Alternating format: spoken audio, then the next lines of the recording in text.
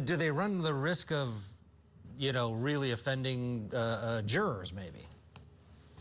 I think so. It's a classic defense that we always hear. I shouldn't say always, but all I've heard, which is where you are essentially blaming the person who was, if in this case, victimized, or that's at least her claim, by him intruding into her home, by saying, what did you do to deserve this? What did you do to cause this to happen?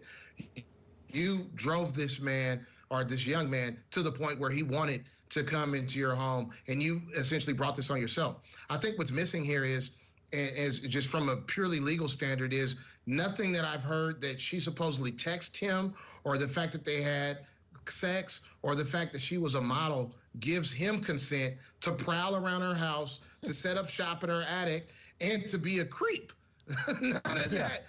Her accepting gifts from him, them having some type of financial transactions between the two of them, her being a model, none of that gives a consent to anyone to prowl around your house, take pictures of you while you're sleeping, to take your underwear for their own, mementos, if you will. So I don't think this is going anywhere with the jury. Well, let me put it this way. I would think any reasonable jury wouldn't fall into that trap, but stranger things have happened in a courtroom.